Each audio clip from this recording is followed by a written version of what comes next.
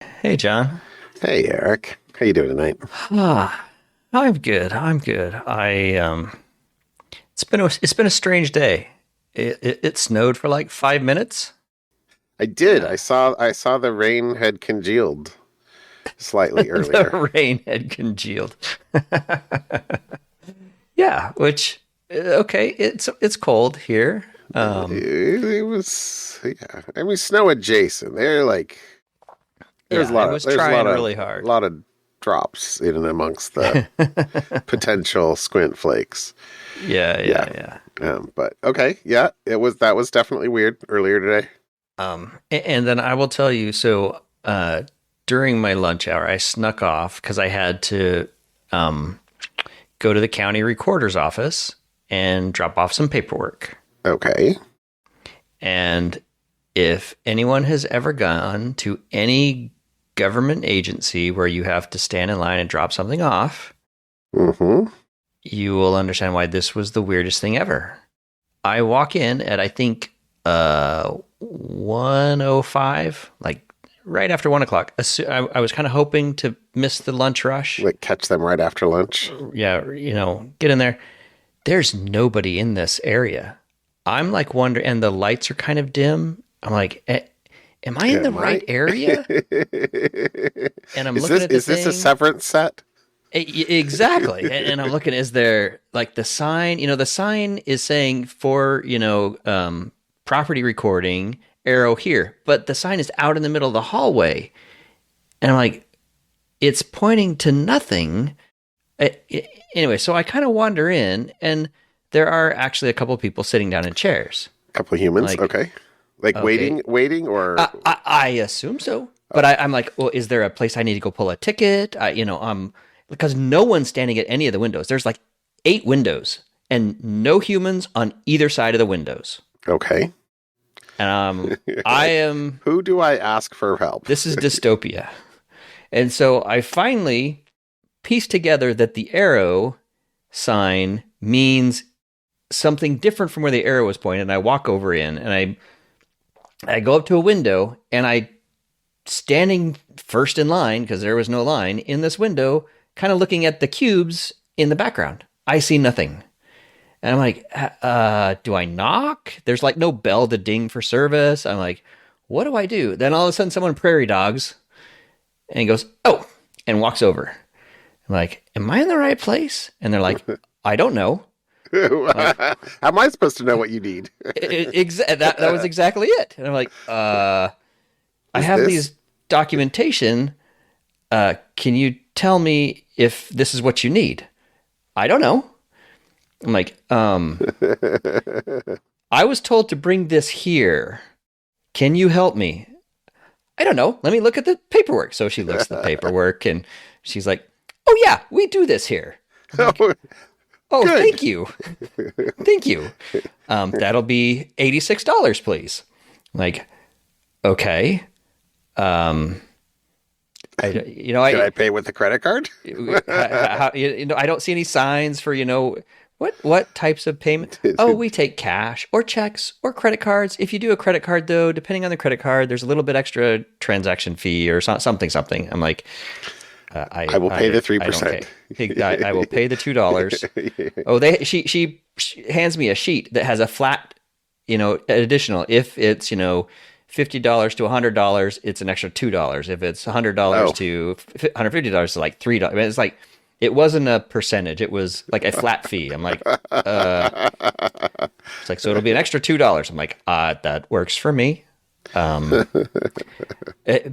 I was in and out of there. Once I started talking to a human, I was out of there in 30 seconds, which I've never walked into a government facility I mean, it was, aside from the slightly odd sensation at the beginning, it was like the most pleasant interaction I've had in a government facility ever, I think. I mean, she was happy, and once she saw the stuff, but it was like, I don't know. I'm like, I don't know how to respond to how do that. how do I change that from you should talk to Jill or you should talk to Yeah, Sam or you should talk to yeah, yeah. Anyways, it was fine. I was in and out. I even made it back to the home office for my 1:30 call. Wow. So yeah, Quick, quick, quick. it was speedy. So That's awesome. anyways, That's awesome. that was yeah. So snow and government interaction that was pleasant. Okay. I guess maybe most people even there would be working from home these days.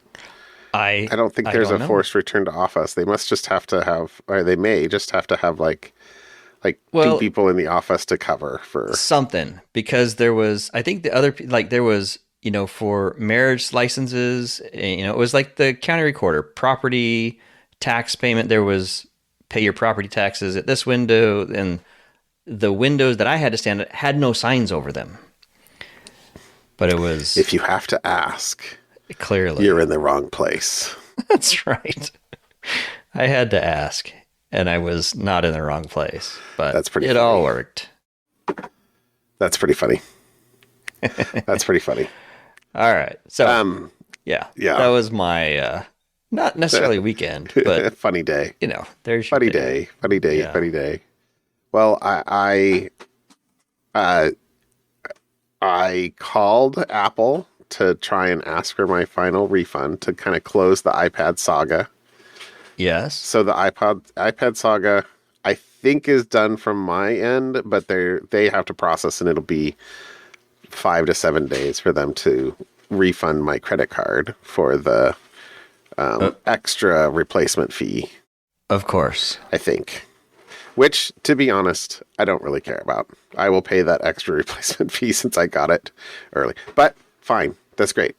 Yes. The guy was very pleasant. I had to be on the phone with him for like literally 45 minutes this afternoon, it was this evening. I was like making dinner and cleaning up, and Yeah. I'm just like, fine, I'll leave my AirPods in, and I'm on hold, and then we talk for 5 minutes or 2 minutes, and then I'm on hold for another 10 minutes, and I'm like, there should be a nice case log because I've talked to 4 different people over the last couple of weeks, and I thought it was very clear, but I don't, it's kind of like your medical records. You don't know what the doctor wrote about you. Exactly. You don't know what the Apple support. No. I do know that the next level of support is called senior support, and the highest level of support is called customer relations, because I was given those keywords to move between the boxes in the system. And so, note to self. yeah, I mean, I don't know what happens if you say, I'd like to talk to customer relations, and they say, okay, why? I don't know. But anyway. I was told. That's all Yeah. I was told when I talked to Jane on Wednesday to call back today and ask for customer relations. Yeah. Okay. Anyway. There you go. Anyway. So that's hopefully mostly resolved. I mean, Hope so. I'm just kind of tidying up the dangling chads, so to speak. And then I think we've talked about my old Explorer. I think I told you I was going to donate that to OPB maybe a few months ago, because it's literally been sitting out in the parking lot for a couple of months. Yep. And Yep. in fact, I went a couple weekends ago. I forget if I said this or not. I totally cleaned it out. It's cleaner than it's been in 10 years. And I mean, who cares? They're literally going to sell it for scrap, I'm sure. Yeah. And but I got the renewal notice for the end of February, and I was like, I do not want to pay another $225 or whatever it is for Sure. the DMV for a truck that's going to sit out there. Yeah. So OPB came, or the towing service Right. for OPB came this evening, and I took a picture as it was up on the truck, running away, and I'm like, all right, goodbye. It's gone. The end of an era. Yeah, I was thinking about that. So I think I bought it in 97 or 98. And it's a 94, right? It's a 96. It's a 96. Okay. It so had it was pretty new. It had 14,000 miles on it. Yeah. Okay. And you put... And I put some number greater than 172,000 No, 174,000 miles on it. So, you know, Where'd the other 100,000 miles go? sorry, 270. Okay, you Two, scared me there for a oh, second. wait, It was you were almost to 300,000 miles yeah, when it yeah, yeah, stopped. yeah. It was like 280 when it stopped. Yeah, it was or something like 288. that. So Yeah, minus 14, 274. But I said 174. I yeah. don't know. It's late. It's late. I'm sorry. 1, 2. They're very close to each other. I just want to make sure you get credit, No, John, no. Yeah, because yeah. you wanted to get hit 300. You were like, I want to hit 300,000 I miles. totally was. For years, I was like, from like two, I don't know. I don't know. 250. You're The probably problem like was, it's like this 50,000 decay curve. You're like, now I'm not driving hardly at all, not driving hardly at all, not driving hard. I'm driving less and less and less and less. Yeah. And anyway, I did lie a little bit on the forum because it's like, what's broken? And I was like, and it literally said, is this the original mileage or is it above factory? And I was like, original. You had to circle one of them, and I'm like, right. Original mileage. I don't know. As far as I'm aware, I never had it checked For the out game and of confirmed. horseshoes you're playing, that's probably I accurate. know, exactly. I did write on there that the front left U-joint needed to be replaced, but anyway. It started right up, drove right up onto the ramp. Right. You know. Okay. Okay, cool. It was a good car. Anyway, it's gone. All right. And now I have a place to put the flail mower again. Okay. All right. It's all Jenga. Vehicle Jenga. Yeah, parking lot Jenga. Or it's more like Jenga. tractor implements. Tractor implement Jenga. Because you need to be able to back the tractor up to any of these things. And, right. And that means that they have to, it's a very thin line of implements. So. Okay. Like, what are you going to do? You're not going to, like, move them. Yeah. You can't stack them. Anyway. All right. All right, my friend. How about something real? How about something, like, okay. not social? Something security related. Well, I may, so I'll go with security adjacent. There's so much crap going on at the moment that is security adjacent that I'm not going to touch. But, yeah. So I saw this and thought this was interesting. The U.S. Copyright Office has now officially weighed in on AI created content. So you may not copyright anything that was completely created by AI. Interesting. Without human input, AI assisted editing. So AI assisted editing, acceptable. Straight up AI generated images, for example, not. So you can't create the next Mickey Mouse by putting in a bunch of prompts and then going and copywriting or, trademarking or whatever it is. So I think trademarks are very different, but specifically copyright. This one was about copyright. So they are publishing a bunch of reports about the relationship between copyright and AI. And they have already said that AI-based works with no human intervention cannot enjoy copyright protection at all. However, movies or other types of means that are created through pure AI cannot be copyrighted except when the AI tools are used to further develop pre-existing content. So, like, if they had the Toy Story and the machine learned all about how to make Woody, and they said show Woody on top of a dresser, with a fishing pole, then that counts. That could work because you've already got the originals. And one of the other things is anything that if you use AI tools to modify, like one of the samples they guessed was assistive AI tools, like using AI systems to age or de-age actors, remove objects from a scene, etc. So that does not block them from being able to copyright whatever those works are. So, and it's still, I think there's still room for open comments on this if you go to their website. So they're still soliciting comments. There's 100,000 comments so far, I think is said in there. So I think this will be interesting to see how AI affects a lot of the kind of stuff that we kind of take for granted at this point. So that's my security adjacent topic for today. Copyright laws and AIs. And you can't go publish a book where you just prompt the AI. That was generated by by ChatGPT. an AI. Yeah. But and copyright that. Okay. Do laws matter? I don't know how they anymore, tell. Eric? Yeah, I well, segue. So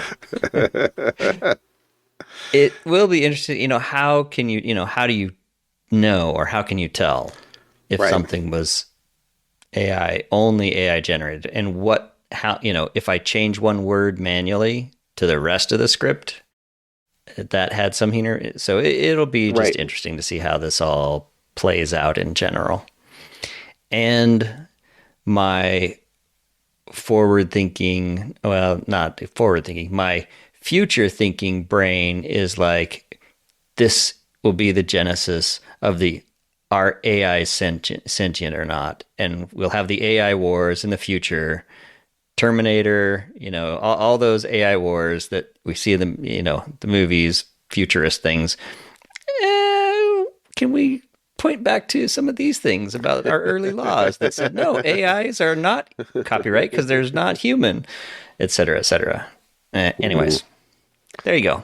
Fun stuff. AI Exclusion Act of 2025. That's right. All right. Okay. Well, yep. It will be interesting to follow, interesting to see. So mine is also AI related, my topic. It's all the rage. All AI all the time. So this is a paper that Google put out about the use of its AI tools, specifically Gemini, for malicious purposes. So, long paper. I'm just going to kind of read some of the key findings here. But so this was Google reporting on their own models and attempts to use it for malicious purposes. Correct. And how good it either performed or did not perform in preventing that type of behavior. Okay. Correct. Gotcha. So, so the first thing was that it says they did not observe any original or persistent attempts by threat actors to use prompt attacks, which we've talked about a bunch, or other machine learning focused threats. Rather than engineering tailored prompts, it says the threat actors used more basic measures or publicly available jailbreak bypass attempts. Publicly available jailbreak prompts in unsuccessful attempts to bypass Gemini safety controls. I'm sure that. Right. Yeah. Would they see the successful ones? I mean, depends on how much visibility they're giving themselves into what people are asking. Yeah. The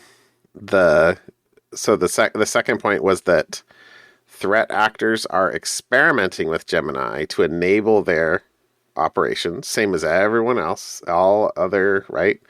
This is basically like a professional development organization in the service of cybercrime.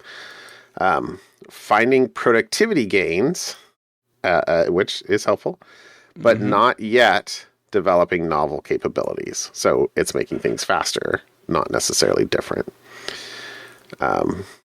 It says primarily used for research, same as anyone else these days, troubleshooting code, and localizing content, creating and localizing content. So the whole count the typos, how many typos are in the message is is not as good an indicator as it was a couple years ago. Yeah.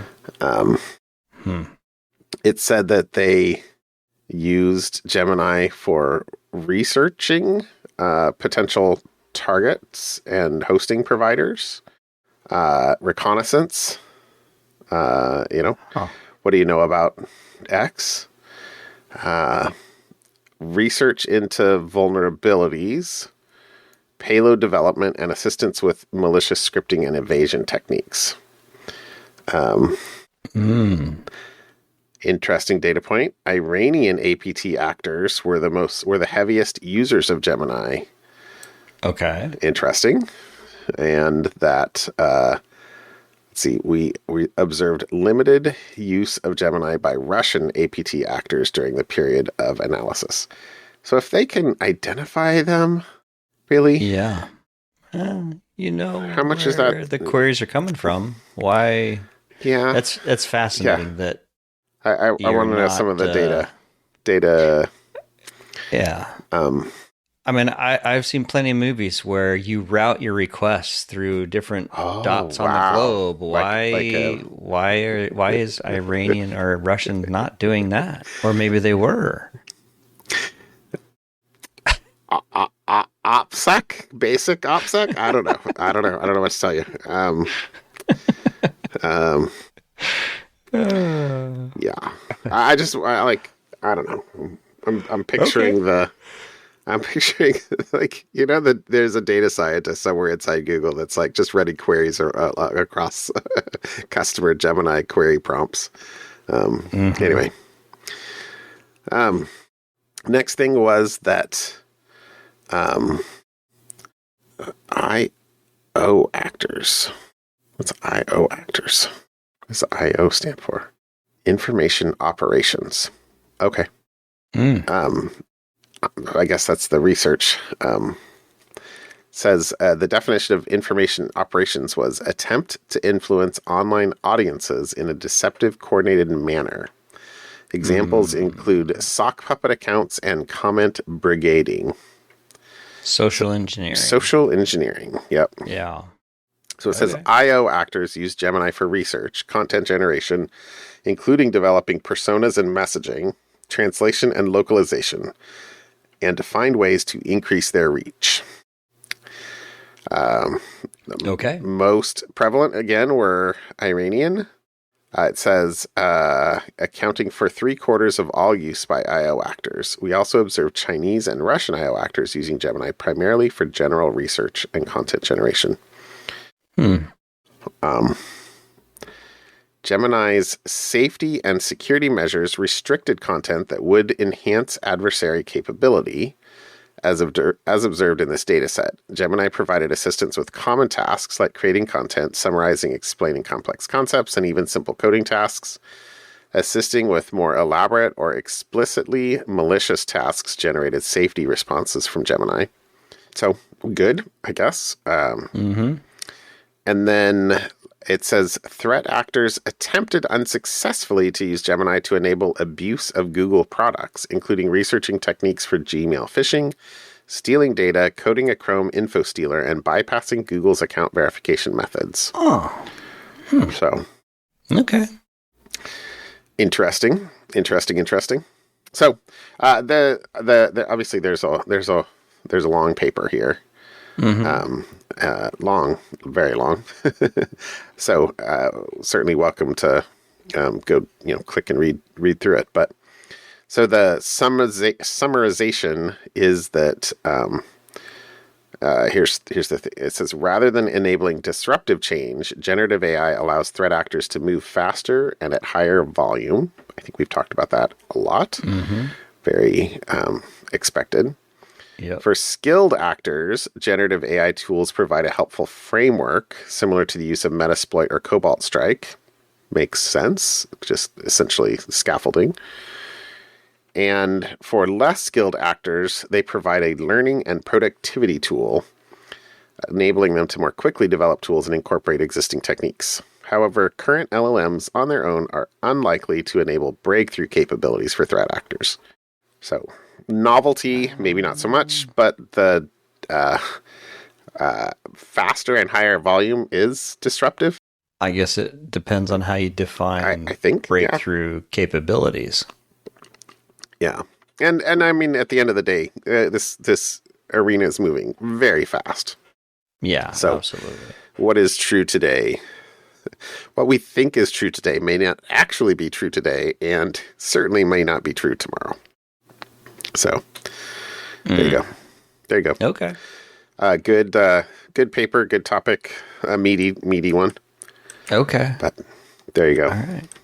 They probably used Gemini to write it. No comment. That's, yeah. I guess we could check to see if it was copyright. Summarize this. Yeah. Summarize these points. Summarize every prompt that has been used over the last 6 months. Yeah. Okay. Something fun. There you go. Yeah. How about something fun? All right. So my something fun is the Magic Puzzle Company. So you can go to magicpuzzlecompany.com.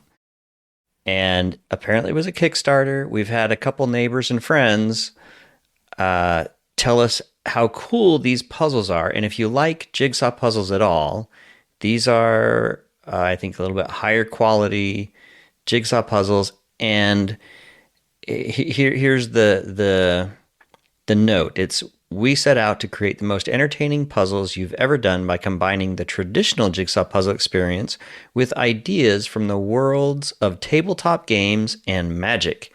Magic puzzles are the most backed and highest funded puzzles ever on Kickstarter, with over 500,000 puzzles sold around the world. Anyways, I don't know what the magic and other piece is, because my wife and I got this from some friends last week, and we've just started putting it together.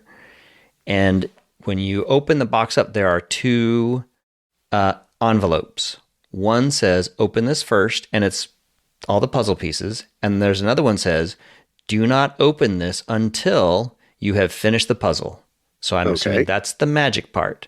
And so I'm going to have to do a follow-up on this. Okay. So we don't know what the magic part is, because we're about a third of the way done with the puzzle so far. Okay. It just seemed our friends like raved about how cool they are, and the Magic Puzzle Company has a bunch of others, and I knew you have enjoyed jigsaw puzzles. I do like a puzzle, so I thought I would throw this in there for anybody that likes jigsaw puzzles. Maybe this is a nice little twist on the classic, and I will tell you, the puzzle pieces are very high quality. And they're kind of like a Where's Waldo kind of thing, because, the puzzle that we have, if you go to magicpuzzlecompany.com, the puzzle we're doing is like the very first one. So it's the one that's on the homepage there. Okay. And you can find Shrek and Winnie the Pooh, and the puzzle pieces are not standard shapes. There's a lot of the regular shapes, but there's like a shape of a flower, and the puzzle piece will be like a flowery shape, and there'll be different. They try to make some of the shapes match some of the different items, so it's not just a simple regular puzzle pieces with find all the edges, get your edges done, and do that. There is straight pieces all through the middle of the puzzle as well, so it kind of has a little bit of a twist there. But yeah, if you've read a Where's Waldo book, that's kind of what the puzzle looks like. And finding the things while you're doing the puzzle is kind of fun too. So anyways, Magic Puzzle Company. I'll follow up at some point to tell you what I will spoil. I'll be a spoiler on what the magic part is at some point. So there you go. That's my something fun. These look cool. Maybe that'd be fun. It'd be fun. Okay. It's been a while since I did a puzzle. These actually have a card in the box that as you do them, you sign your name that you've done it. And because you're supposed to pass these around to friends and have them do it too. Oh, fun. And so it's kind of like a library book. I mean, it's very clever how they've done. And they have little maps on the inside. They have two of them. So you can do it with someone else. One person can use the instead of everybody having to look at the box to see where the puzzle pieces go, they have two high quality printouts, pretty good sized, Inside the box. inside the box. So you can have two people kind of doing the puzzles in two different places Oh, at the that's same very time, nice. and then you can put them together. Anyways, they're very well done.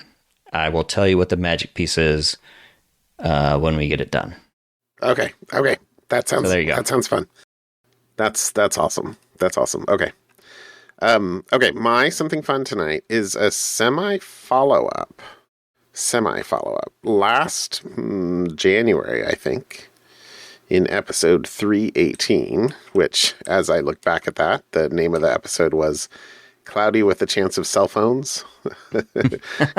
You might remember the Alaska Airlines losing the door. Yes. And finding a cell phone, and then not too somebody far from finding- a guy we work with Yeah, exactly. over Portland. Yeah. Cell phones falling out of the sky. I think it was your something fun, though, was the Peregrine Space Lander.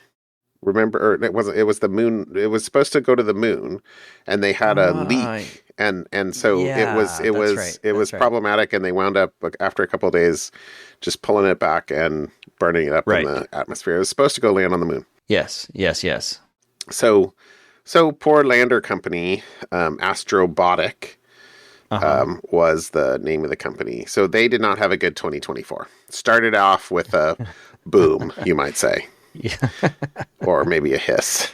Yeah. Anyway, so I mean, the quote out of the article was, in January, the company's first spacecraft finally launched after years of delays, carrying dozens of payloads, scientific instruments, and time capsules. But within hours of launch, the Peregrine spacecraft developed a propellant leak in its propulsion system. Although the Astrobotic engineering team fought valiantly, they could not control the leak long enough to attempt a lunar landing. Instead, operators returned it to Earth's atmosphere, where it burnt up. So, needless to say, NASA did not have a great deal of confidence that their second launch, which was supposed to be even bigger, was going to succeed. And they wound up declining to put the moon rover on the second launch, which was supposed to be Griffin. Right. Griffin was the name of the rocket. So, but NASA had already agreed to the launch. They just didn't want to put their valuable probe on it, or moon lander on it. So they told the company, no, go ahead and launch, but you could do a what did they call it? A mass. In lieu of a mass simulator. Mass simulator. Thank you. Yeah. Yeah. Sorry. So evidently NASA said, go ahead and launch, but you can use a mass simulator. I assume that means a half-ton rock. Like, okay, let's see if you can get this half-ton rock to the moon. Yeah. So needless to say, the company, Astrobotic, was like, okay, cool, we want NASA money. And yes, we want to launch and prove that it works, but we'd really rather not carry a rock to space. And I don't know if it's a rock. Whatever a mass estimator is. Or simulator, mass simulator. So there's another company, and these things evidently share a theme. Astrolab, who has a contract to develop a moon rover, which is set to launch on SpaceX flight in 2026. Okay. So, but since the Astrobotics, I got to keep these companies straight. Astrobotics craft had space, so to speak. Haha. The Astrolab decided to do a prototype rover for essentially scientific experimentation. They said they could do some experiments to see how much lunar dust accretes on different panels or on the different parts of the vehicle, whether the tires can last. So basically, here's the quote. Astrolab is developing a large rover named Flex, designed to be transported to the moon by Starship In 2023, Astrolab announced an agreement with SpaceX to land the commercial Flex rover on the moon as soon as December 2026, and they did not intend to fly a prototype. But when the slot on Griffin became available, they said, here's a quote in the article, "We have long resisted the plan to develop a shoebox-sized rover. What was unique about this opportunity was the scale. With more than half a ton of payload capacity, that's pretty big. Mm-hmm. The company will therefore design a half-ton rover called Flip as a testbed for tires, wheel actuators, batteries, flight software, and more technology that Astrolab needs to demonstrate on the surface of the moon with its harsh environment. Flip is intended to operate through the lunar night using full-scale batteries. The goal is to survive one, if not many, lunar nights," Matthew said. And then they'll operate it as long as possible. So, kind of cool. Kind of cool. Yeah. Good for Astrobotic. Getting assistance from Astrolab. It didn't. If they said in the article, this is Ars Technica article.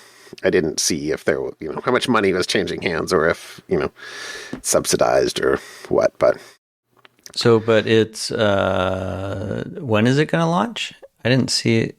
Like sometime in 2025, sometime this year. It was supposed to be in 2025. Let me see. It was up near the top. Okay. It was supposed to be the south pole of the moon in 2025. That's all it says, 2025. Okay. Doesn't give a month. So sometime in 2025. All right. But it sounds as if, I read from that Astrolab comment that they don't have the rover, like the test rover, but they're like, oh, we could throw something together if we have a 9-month lead time.